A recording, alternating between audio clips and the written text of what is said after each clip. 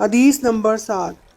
ہرقل شاہ روم نے ان کے پاس قریش کے قافلے میں ایک آدمی بلانے کو بھیجا، اور اس وقت یہ لوگ تجارت کے لیے ملک شام گئے ہوئے تھے، اور یہ وہ زمانہ تھا جب رسول اللہ صلی اللہ علیہ وآلہ وسلم نے قریش اور ابو سفیان سے ایک وقتی عہد کیا ہوا تھا۔ جب ابو سفیان اور دوسرے لوگ ہرقل کے پاس ایلیا پہنچے، جہاں ہرقل نے دربار طلب کیا تھا، اس کے گرد روم کے بڑے بڑے لوگ، علماء، وزراء، امراء بیٹھے ہوئے تھے۔ ہرقل نے ان کو اور اپنے ترجمان کو بلوایا، پھر ان سے پوچھا کہ تم میں سے کون شخص مدعی رسالت کا زیادہ قریبی عزیز ہے؟ ابو سفیان کہتے ہیں کہ میں بول اٹھا کہ میں اس کا سب سے زیادہ قریبی رشتہ دار ہوں۔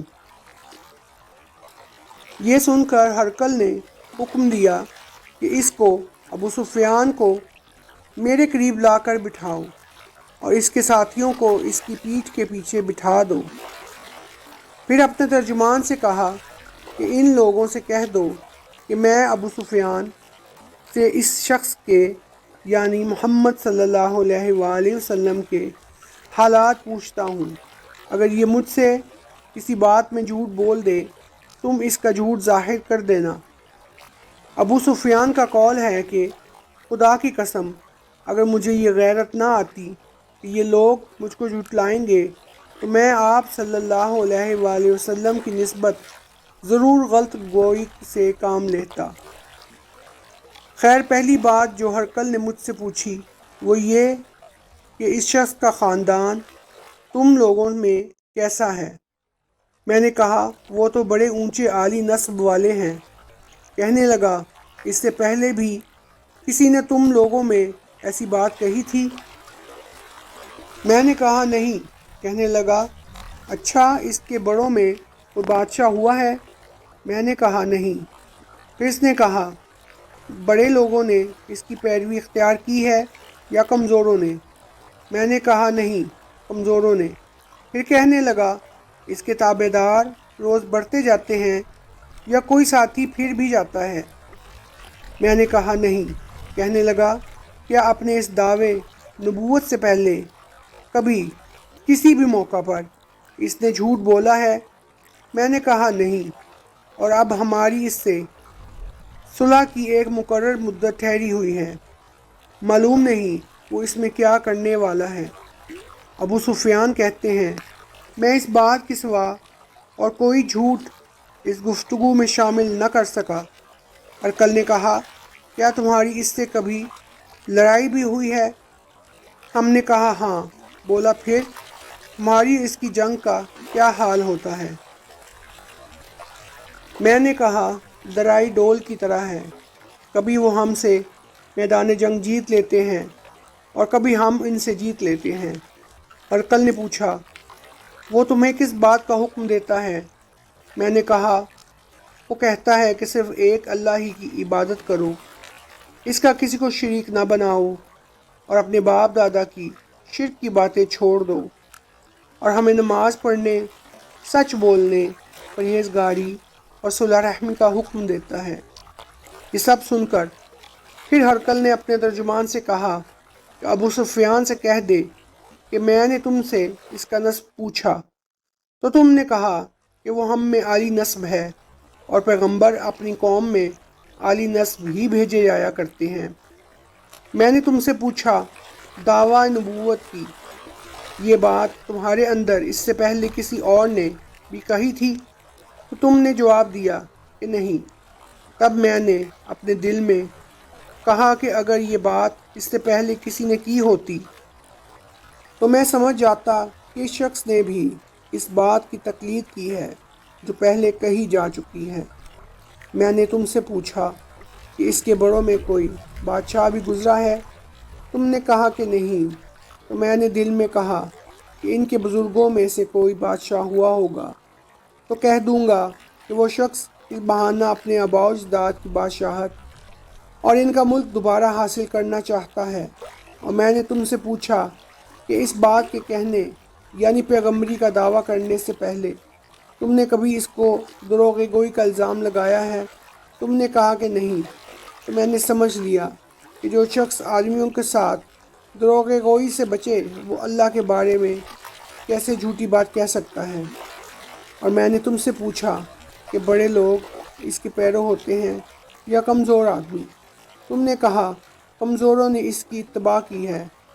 تو دراصل یہی لوگ پیغمبروں کے متبعین ہوتے ہیں۔ اور میں نے تم سے پوچھا کہ اس کے ساتھی بڑھ رہے ہیں یا کم ہو رہے ہیں؟ تم نے کہا کہ وہ بڑھ رہے ہیں، اور ایمان کی کیفیت بھی یہی ہوتی ہے حتیٰ کہ وہ کامل ہو جاتا ہے۔ اور میں نے تم سے پوچھا کہ آیا کوئی شخص اس کے دین سے ناخوش ہو کر مرتد بھی ہو جاتا ہے؟ تم نے کہا کہ نہیں۔ تو ایمان کی خاصیت بھی یہی ہے، جن کے دلوں میں اس کی مسرت رچ بس جائے وہ اس سے لوٹا نہیں کرتے۔ اور میں نے تم سے پوچھا کہ آیا وہ کبھی عہد شکنی کرتے ہیں؟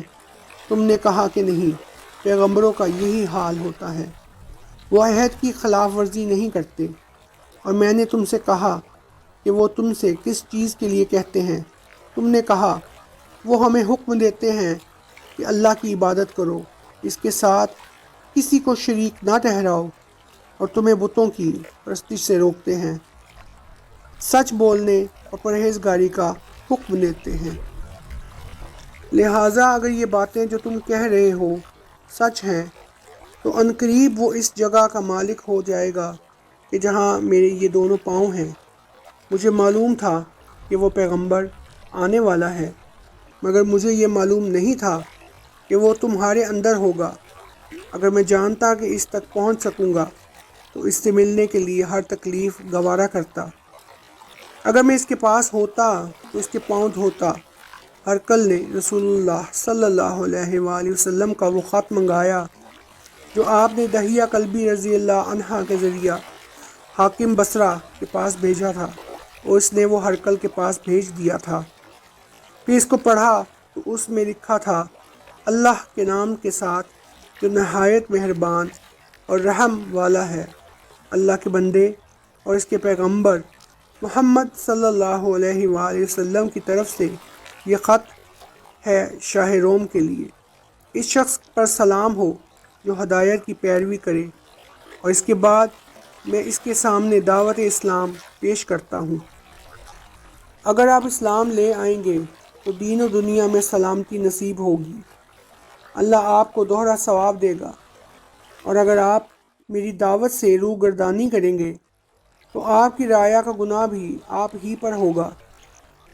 اور اے اہل کتاب، ایک ایسی بات پر آ جاؤ جو ہمارے اور تمہارے درمیان یکساں ہے، وہ یہ کہ ہم اللہ کے سوا کسی کی عبادت نہ کریں اور کسی کو اس کا شریک نہ ٹھہرائیں، اور نہ ہم میں سے کوئی کسی کو خدا کے سوا اپنا رب بنائے۔ پھر اگر وہ اہل کتاب اس بات سے منہ پھیر لیں تو مسلمانوں، تم ان سے کہہ دو کہ تم مانو یا نہ مانو، ہم تو ایک خدا کی اطاعت گزار ہیں۔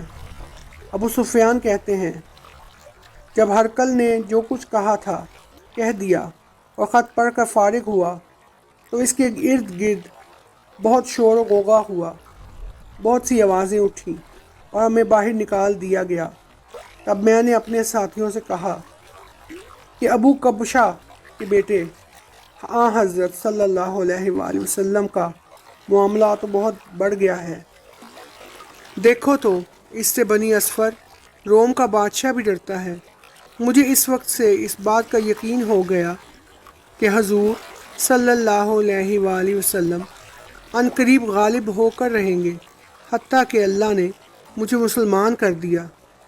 راوی کا بیان ہے کہ ابن ناطور ایلیا کا حاکم ہرقل کا مصاحب اور شام کے نصاری کالاٹ پادری بیان کرتا تھا کہ ہرقل جب ایلیا آیا ایک دن صبح کو پرشان اٹھا تو اس کے درباریوں نے دریافت کیا کہ آج ہم آپ کی حالت بدلی ہوئی پاتے ہیں، کیا وجہ ہے؟ ابن ناطور کا بیان ہے کہ ہرقل نجومی تھا، علم نجوم میں وہ پوری مہارت رکھتا تھا۔ اس نے اپنے ہم نشینوں کو بتایا کہ میں نے آج رات ستاروں پر نظر ڈالی تو دیکھا کہ ختنہ کرنے والوں کا بادشاہ ہمارے ملک پر غالب آ گیا ہے۔ بھلا اس زمانے میں کون لوگ ختنہ کرتے ہیں؟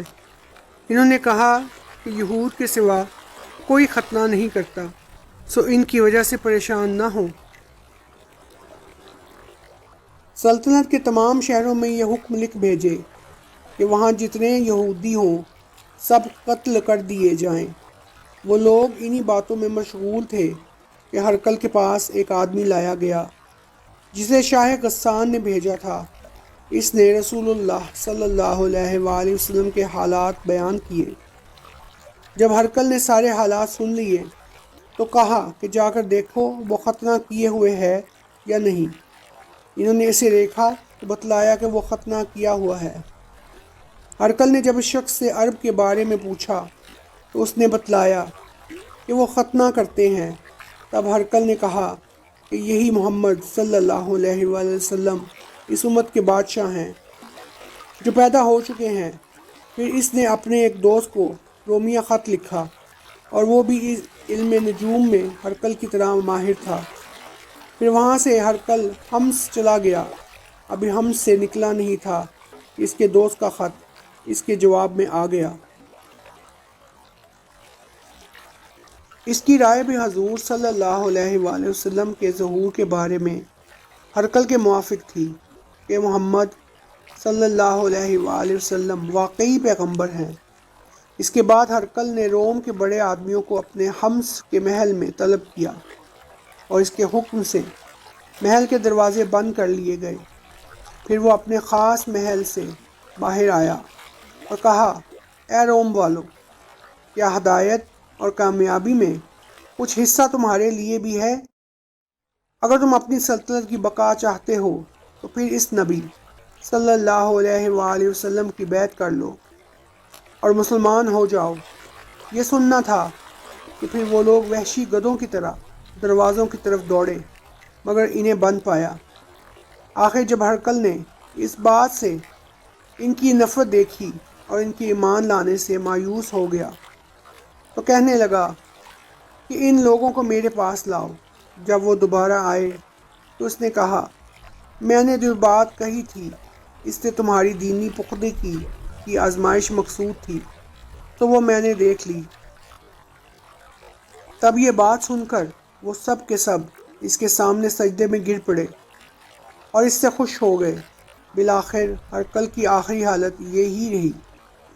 ابو عبداللہ کہتے ہیں کہ اس حدیث کو صالح بن قیسان، یونس اور معمر نے بھی زہری سے روایت کیا ہے۔